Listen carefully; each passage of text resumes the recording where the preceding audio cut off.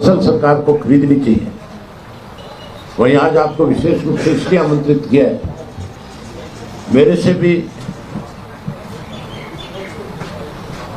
पहले से national Lokdal party को, जब पार्टी का स्थापना हुई थी, कुछ वक्त से पार्टी के संगठन को मजबूत करने में चौधरी देवीलाल के साथ भी और चौधरी ओम प्रकाश चौटाला जी के साथ भी, जिन्होंने लंबे समय तक संगठन को मजबूत बनाने में अपनी जिम्मेवारी निभाई। पीछे किसी कारणवश कुछ समय के लिए राजनीतिक तौर पे जिस तरह के हालात प्रदेश के रहे, देश के रहे, देखते हुए राजनीति से उठ चुके थे, लेकिन इंडियन नेशनल लोकदल पार्टी के प्रति सदा उनका लगाव रहा। पार्टी को जब भी मेरी मुलाकात हुई, चौटाला साहब की माजरा जी से मुलाकात हुई, उन्होंने खुल करके कहा कि मेरी इच्छा है कि पार्टी फिर शिखर पे पहुंचे। आज फिर सक्रिय रूप से पार्टी की जिम्मेवारी, पार्टी को संभालने के लिए आज फिर हमें आशीर्वाद देने के लिए आए हैं। इनका बहुत स्वागत करते हैं, अभिनंदन करते हैं। और वहीं चौटाला साहब से कल मेरी मुलाकात हुई। उससे पहले हम सब संगठन के साथियों ने आपस में बैठ करके विचार विमर्श किया। मैं माजरा जी से, मेरे भाई इलेक्शन में भी माजरा जी ने मेरी खुल करके मदद करी थी। चौधरी देवीलाल जी की जयंती के ऊपर भी हमने जब इनको इनवाइट किया, केवल ये आए बल्कि कैथल की रैली की सारी देख रेख इनकी निगाह में हुई थी।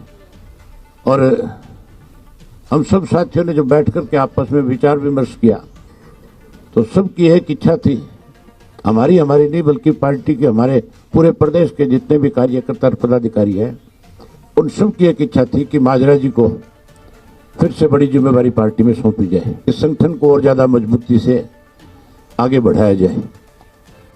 आज सबने एक फैसला लिया है, जैसे चौटाला साहब को हमने अवगत कराया, भी जाती इच्छा थी कि पार्टी के प्रदेश की कमान अब माजरा जी को सौंपी जाए। आज जहां हम इनका स्वागत करते हैं, अभिनंदन करते हैं, वहीं हम सब इनके नेतृत्व में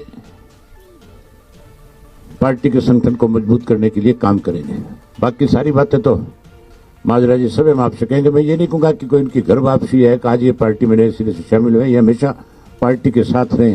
थोड़े दिन निष्क्रिय हो गए थे, फिर से इस सारी बात को अच्छे ढंग से निभाएंगे। मैं तो आप माजरा जी से करो।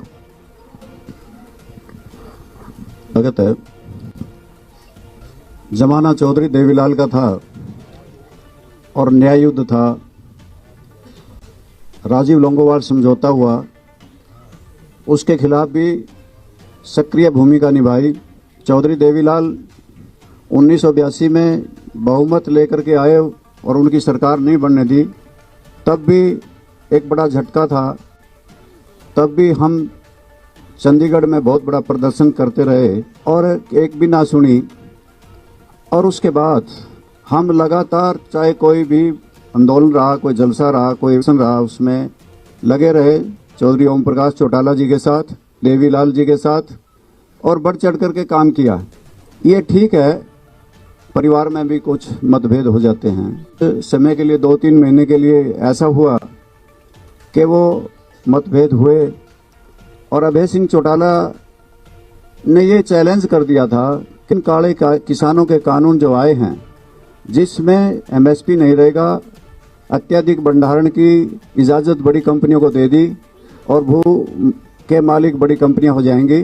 ने कहा कि मैं 26 जनवरी तक अगर ये वापस नहीं लिए, मैं इस्तीफा दे दूंगा और किसान आंदोलन में कूद जाऊंगा। 26 तारीख आई तो 27 तारीख को इन्होंने अपना इस्तीफा दे दिया और दिल्ली के चारों तरफ किसान बैठ गए। मेरे से भी फोन पे कहा कि आप इस बीजेपी को छोड़ दो, किसानों का आंदोलन पीक पे है और इसमें आपकी जरूरत है। मैं से आप सबसे मुखातिब होके भारतीय जनता पार्टी को तिजांजलि उसी वक्त दे दी थी।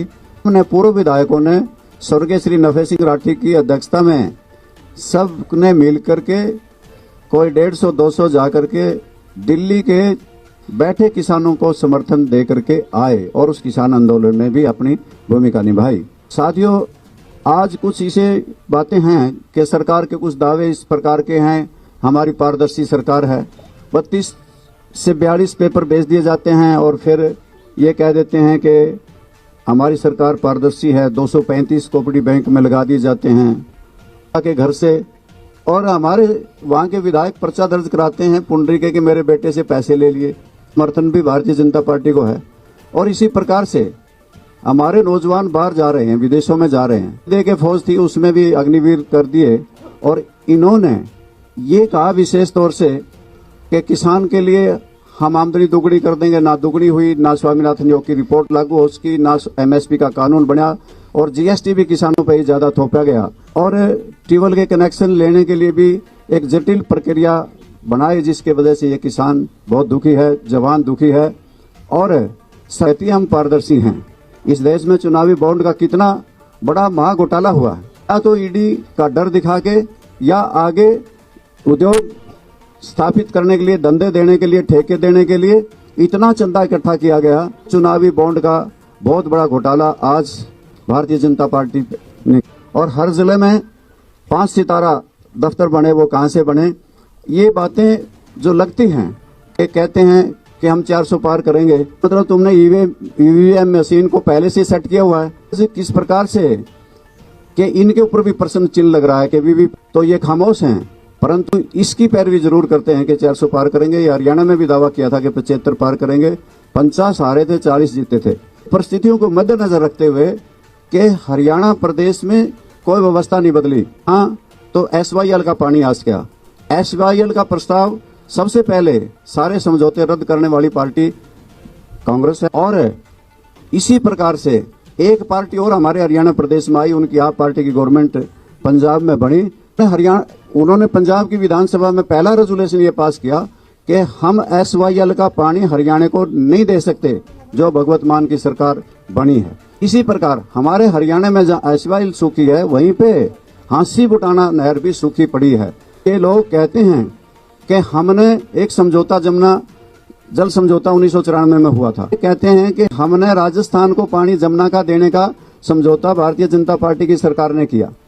अगर के दिनों में पानी अतिरिक्त था तो वेस्टर्न जमुना में पैसा क्यों खर्च किया जा रहा है कि उसमें अगर ज्यादा पानी होगा तो वेस्टर्न जमुना को देंगे। ज्यादा पानी था, अगर वहां पे पानी उपलब्ध था तो दादूपुर नलवी नहर को क्यों नहीं दिया गया? क्योंकि उसका भी ऑब्जेक्टिव खोदने का, बनाने का यही था कि बारिश के दिनों में अतिरिक्त पानी दादूपुर नलवी नहर में दिया जाएगा। अवेलेबिलिटी ऑफ वाटर के बारे में कोई स्टडी नहीं की गई, स्टडी कुछ नहीं की गई। कह दिया कि 3 पाइप से राजस्थान को पानी जाएगा, 1 पाइप को हरियाणा के दादरी और भिवानी को पानी मिलेगा।